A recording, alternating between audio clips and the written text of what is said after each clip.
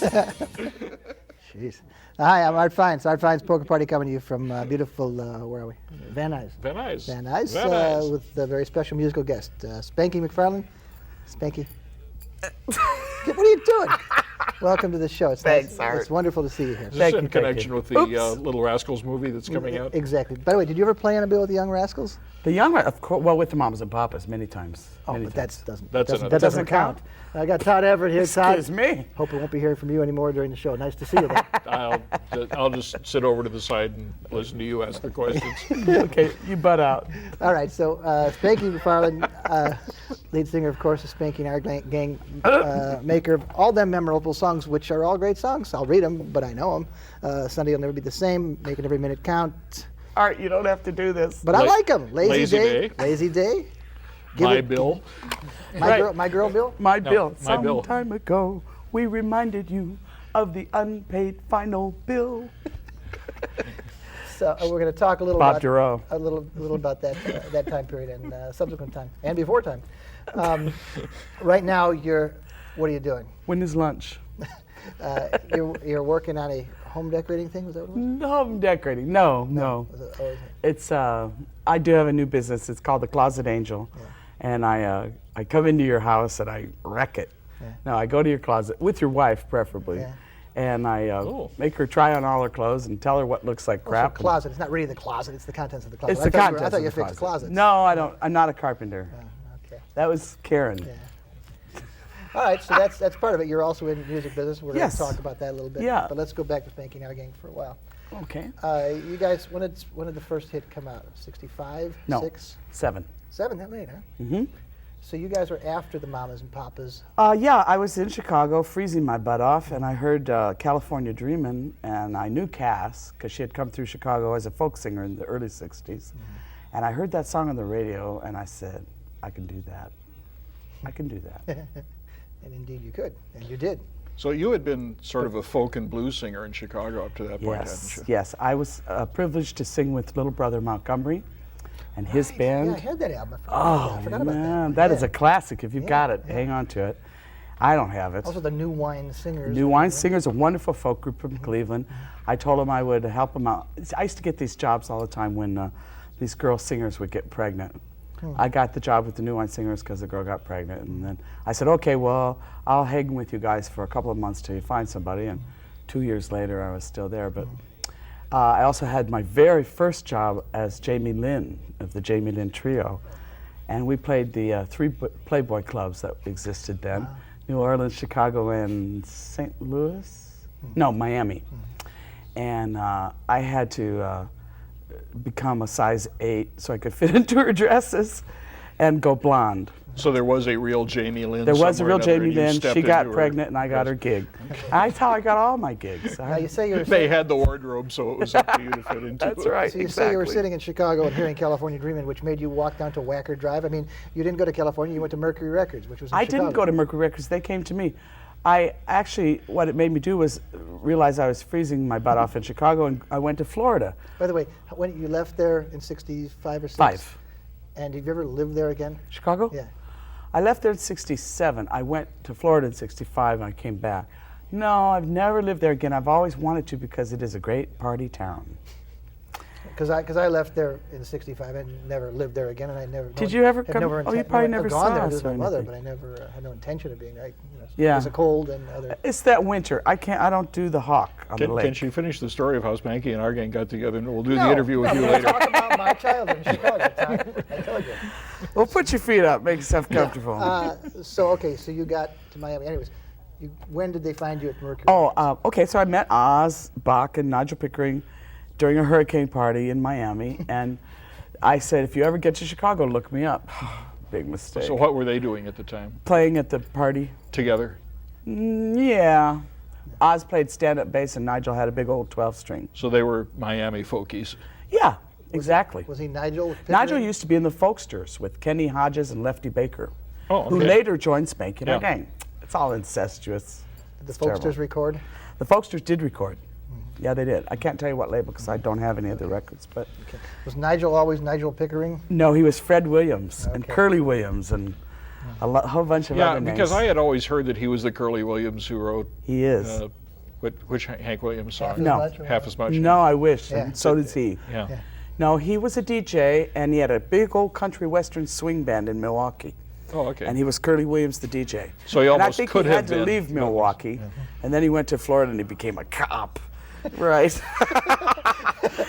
And then I met him, and like I said, told him to come visit me in Chicago. And one day I was walking outside my apartment, and these guys are going, Spanky, Spanky, yelling from their car. And it was them, and they had all their possessions with them. And I said, oh, what are you going to do? You got to invite them in. So I did, and while we were in my apartment, everything in their car got stolen. Welcome to Chicago. But they did bring the instruments in with them, so we still had those. This is a long story, but I'll try to make it short. Then we all got the flu. And we were all in my one-room apartment, and we were like in the bed like puppies, you know, like moaning and groaning. And there was no money, so somebody had to get a job. So I lived next door to this club on Wells Street called Mother Blues, owned by my favorite person in the whole world, Lorraine Blue. And Curly Tate managed the place, and he comes up to me at the bar on a Friday night, and he says, Spanky, we need an opening act for Tuesday. And I had already retired. This was during one of my retirements. And I said, well, what are you telling me for? He says, I need you to put something together. So we learned every song Nigel knew, every song I knew, and every song Oz knew, even some songs Oz had written. And by Tuesday night, we had all these songs and a little comedy thrown in between. And I played the jug and the washboard, and I had a banana, with a rubber banana with a kazoo in it. I know. And Nigel on the 12 string and Oz on the stand-up bass. And then we opened it. We couldn't think of a name, you know. We loved the Andrews Sisters. Oh, that's the name. I thought- And the that's the name. Swingle. No, and we loved the Swingle Singers. So Swingle. we'd try to, sing like that. And So the harmony was always part of it. exactly. Very important part of it. In fact, that's probably why I don't sing alone, because I like to be surrounded by that wall of sound. I like to be right in the middle. Doesn't make me a bad girl, does it? No. I don't know what you were doing with those two other guys in the bedroom with the flu. but- No. We weren't doing anything but vomiting with the flu. But anyway, gosh, can we start over? Anyway, so then he said, oh, I know, we got great reviews. Actually, we opened for Bob Gibson, and we got great reviews. And then Mercury Records came in to see us and signed us, and it never occurred to us that we might have a choice of labels. They said they wanted to sign us, and they, gave us a bunch of money and new clothes, and so we went for it. And Mercury was based in Chicago at the time. Yes. They were always based in Chicago. Irwin Green. And Jerry Ross was our producer. And we actually recorded something that I can't say I'm ashamed of it, but nobody knows about it. Do you think we should say Sure. Okay. MacArthur Park. No, we recorded, our first record was And Your Bird Can Sing, Oh, a song by the Beatles. The flip It's a side great was, What's the problem? yeah, we had a good arrangement of it, but it just didn't go. And then the flip side was, Will I See You in September? That song. So that didn't go over too well with the Chicago DJs. And so that was actually put out as a record? Yes. As a Mercury record? yes, it's our first And single. it never wound up on any albums or anything? No, thank you. No, I'm glad Okay. to say. And then we went to Chicago, or to New York, and recorded Sunday Will Never Be the Same, and our first album, which actually was unfinished when they put it out. The vocal I did on Buddy Can You Spare a Dime was a scratch vocal. I did it at 4 in the morning, and I was going to come back the next day and do it. Well, the next day never happened. The album was out before it was weird. Those were the days. You were working with Bob Duro as sort of a vocal arranger, coach, whatever. Later. Oh, so this was all This done is all totally prior on your to own. Scharf and Duro, right? Okay. Right. But they were working with Chad Mitchell, and I was real jealous because they were doing real quality work. Yeah. And I knew they were the team I wanted. And Jerry Ross, I had hits with me. So the first album had Lazy Day, Make It Every Minute Count, Sunday Will Never Be the Same. And he had these hits, and so we had this great track record. And I'm going, but I don't want him. And they're going, well, Spanky, you have hits, and you're going to be rich and famous. I said, yeah, but I really want to do this quality work, you know. This was the 60s. I mean, Jerry Ross was a great producer, but his expertise at music was, if the music went like that and he could move the shoulder, and then it was okay, you know. And it was like, I really wanted musician type people, and nothing against Jerry Ross. And so finally I got my way for the second album, which was the Like to Get to Know You album. I'm very proud of that. And we stayed with Scharf and Drove then for the third album, which is the one where Malcom died, and we had to disband. Now you worked on all over the place. I mean, you played with virtually everybody of that period, right? I mean, you were on bills with Hendrix and stuff like that, right? No, not so much. It wasn't a big package time then, not like now, where you put a bunch of acts together and you know you're going to sell the tickets. At that time, we were headliners, and people like Richie Pryor opened for us, and gosh, I remember we were at a Catholic college, and he went on first, and there were nuns in the audience, and he was talking about trying to get the girdle off the girls in the back seat of the car. And I was like, God, because I knew that those nuns must have been dying. So anyway, let's talk about you, Todd. So, No, let's hear more about art. okay, so now at that time period, you were not in competition, but with the Mamas and Papas, and you mentioned hearing the California Yes, I did. calling you, but I haven't heard about your getting here. Well, we actually did come and make our albums in the. By now we'd moved from Chicago to New York, but the winters we would try to be on tour. We played colleges. That's what you did in those days.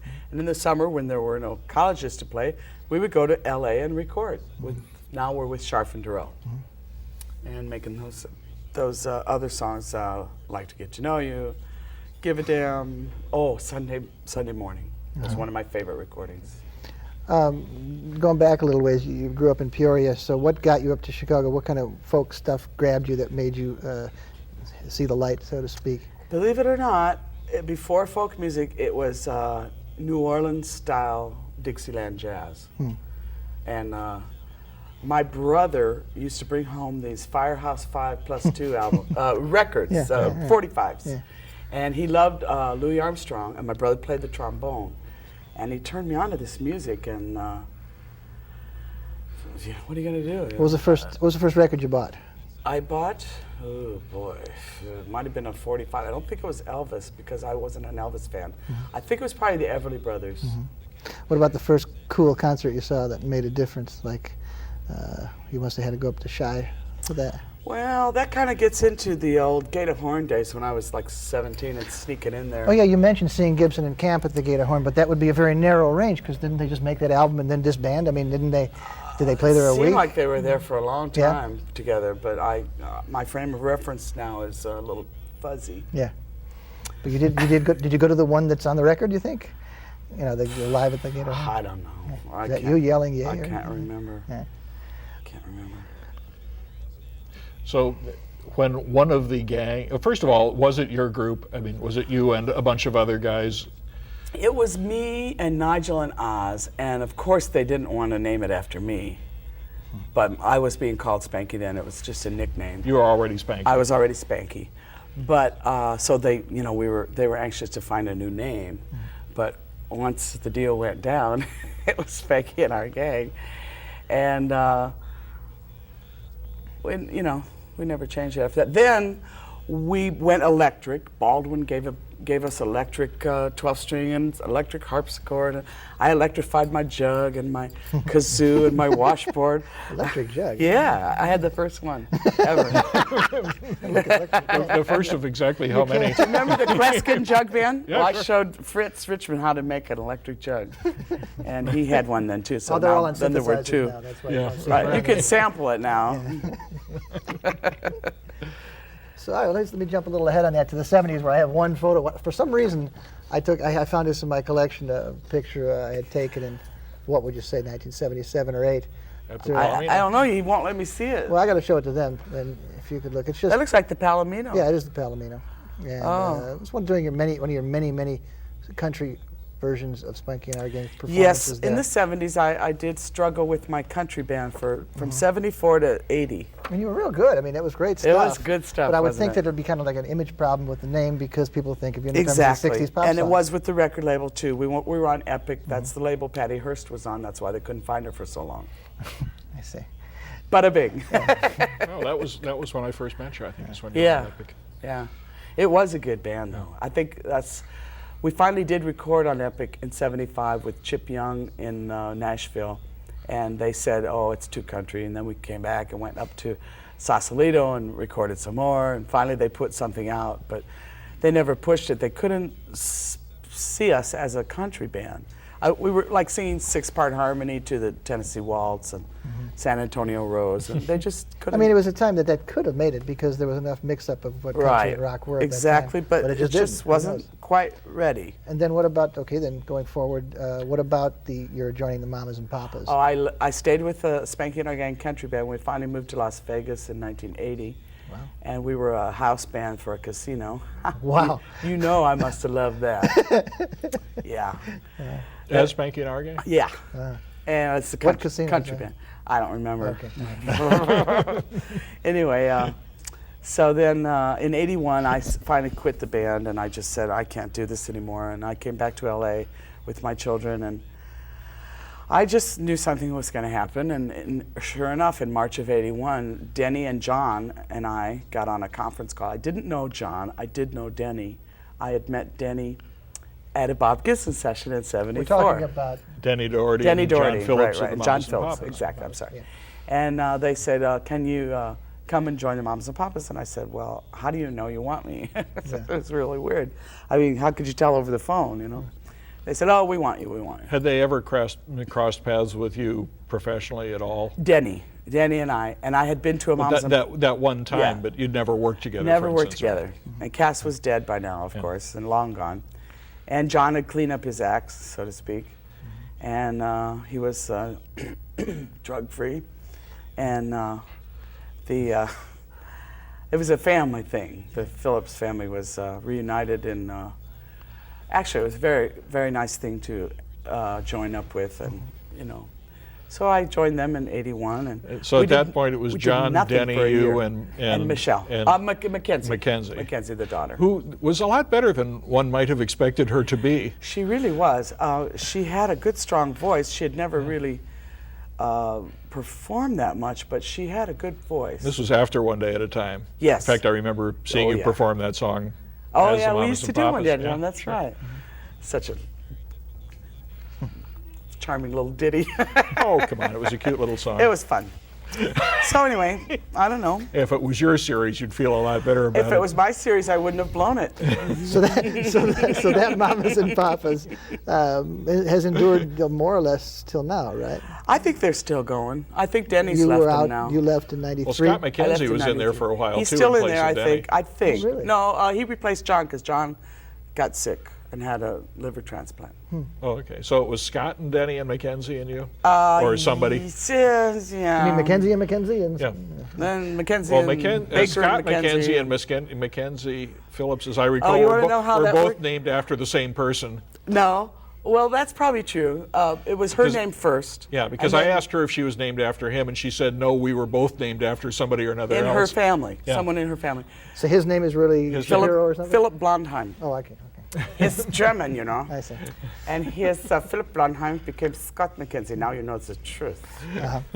So They that have relatives. your new gang from '81 to '93 that's to say Mamas and Papas, that gang. Oh yeah. Has more or less worked virtually All over the world, perpetually without any. without any record. Just going on those hits. We've gone to South America, everywhere, all over Europe, Iceland, you name it. I've been there. Last year in '93, we went to Germany about 8-9 times. Wow. Just Germany, besides all And the were other you- places. and Is there money in this? I mean, without getting Well, specific, but I thought after 12 years that I should have been a little wealthier than I am. but enough to keep the unit going without records. Yeah, there was enough. Oh, absolutely. The name and See, the wonderful reputation. thing about the name the mamas and papas, it's the same in Spanish, it's the same in Italian. Everywhere you go, it's mamas and papas. Ah, yeah, si. And were you doing any Spanky songs? Oh yeah, we really? always did some Spanky good. songs. Always. That was one good thing about it. Yeah. Oh, there were many good things about it. Yeah. I certainly got to travel and see the world, and I've certainly been to Germany. So so in a sense, you were more wide-ranging as a mama than you were as an Our Gang. Not vocally. No, but I it was just means in very terms of getting structured. around. Oh, and definitely. working The gang and that never. We only went to Europe and to the British Isles, and we didn't have time. We quit too soon.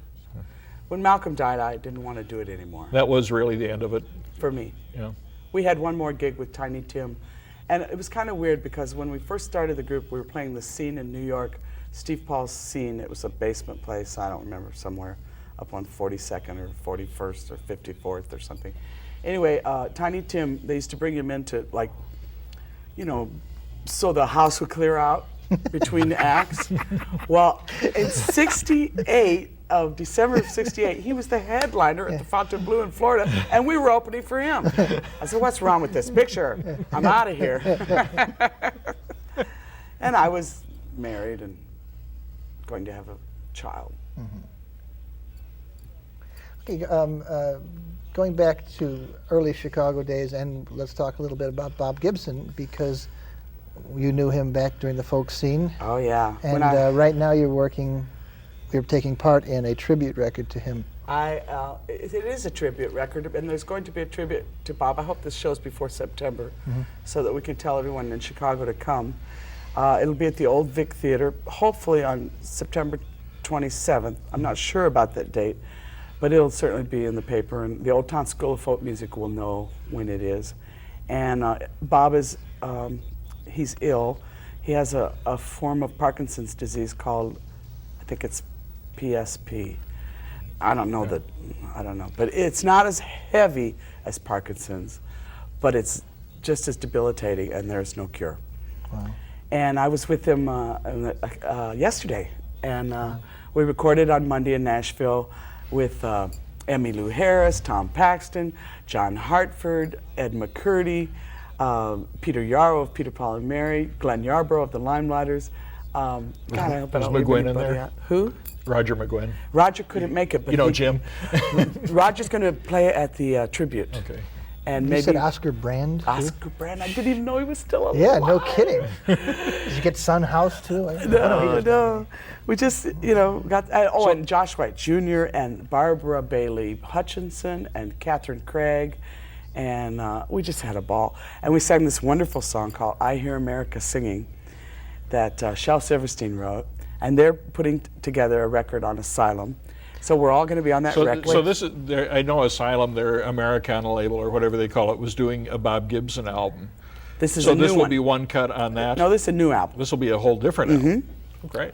All Shel Silverstein material. Okay. Take Back over to now. Chicago. Back to Chicago. What other than you're going down to the Gate of Horn to see him did Bob Gibson? Bob Gibson is singer, guitar player, songwriter, wrote half the songs that anybody sang during the folk era. He sure did. And Terrific, unheralded talent. Absolutely. Unless you're in Chicago. Yes. Or a folkie anywhere else. I mean. Yeah. Any folk singer would know Bob Gibson and Bob Camp. They were two very sharp dressed guys, and they were up there on the stage at the Gate of Horn, and they were cracking jokes and playing these guitars, and they were just hot, and all the girls were like panting and stuff, and they were singing great harmony with and it kind of took me back because I love the Everly Brothers, and that's kind of what they were doing. The funny. folk, I called them the Everly Brothers of folk music. Funny. That's a good one. Yeah. What about Todd mentioned Jim McGuinn back, and you were on the scene at the same time that he was. Yes, in with fact, you guys. Roger used to sneak in with me to see them, and then we would go to the Oak Street Beach, and he'd have his banjo, and Guy Gilbert would have his guitar, and we would sing till the sun came up. All the songs we heard at the club. Because Okay, we stole your material, okay? McGuinn has said, he makes no secret of the fact that it was Bob Gibson who turned him onto the 12-string guitar in the first place. Absolutely. So I was right there. And actually, McGuinn and I, and You Guy being much Gilbert. younger than any of those. I folks. am. I was a child. Gwen is much older than me. But anyway, we had a trio called the Old Town Trio. Wasn't that clever? We were from Old Town. And we actually, I think we may have even had a few gigs somewhere. It's hard to believe, and he was Jim then, and it was a lot of fun. That's great stuff. Well, when did Little Brother Montgomery figure into all of this? Actually, during that time, he kind of kept me alive because every gig he had, he invited me to play with him. I was 17, 18, and he was very old and had a very old band. Booker T. Washington on the drums, sometimes Wee Willie Dixon on the bass. I mean, this band, it didn't occur to me that they were all legends at the time. You know, later I'm so grateful I had the experience, but I never got over singing Chicago blues. I still love it, still sing it today. Oh, I know what I wanted to ask you. Did Nigel become Nigel in '67 for Spanky? Because Yes, he did. Because you wanted to think he was British? He did wear a bowler hat in some of those I think pictures, someone didn't was he? after him, and Fred Williams was like not a good name to have at that time. So his real family name was Pickering. So I said, Fred Pickering? No. I don't think so. I think Nigel. He went for it. Because there was that implication that he was British. But Oh yeah, he always he talked with a British accent. Was there any rivalry other than that made up maybe by the press between you and the Mamas and Papas? I didn't know there was any made up by the No, press. I mean I don't know that there was either. But I don't think so. I don't think it could have come down where I would be the one to take the shoes of Cass, you know, if there was rivalry. If there was rivalry, we weren't aware of it. Yeah. Because they had a different thing. They had 2 girls and 2 guys, and it was a different thing with ascending and descending parts. We were full on 6-part. I didn't always sing the lead. The guys would sing the lead, you know. And it wasn't anything like their music, except once in a while we'd hear a familiar little ba-da-da. Their big thing was, yeah. Okay, we got to get out of Which here. they got from the Beatles. We're finished? We're finished. Oh, and it was a all great right. time. And I told you it would go fast. What's the name? Have you named your little business that you're doing? Yes, I am the Closet Angel. I will come and do your closet, and you'll And never you're be living the in same. North Hollywood, I guess, if this I am. business is going Yes, to be the advertising Closet soon Angel. or something like that. Closet Angel, Spanky McFarland. It was wonderful. Still singing, though. Wonderful having you here. Thanks, Art. It's And good fun. thanks for coming by. Todd. Terrific. Thanks for watching. Appreciate it. We'll see you next time. All right, fine. Signing off.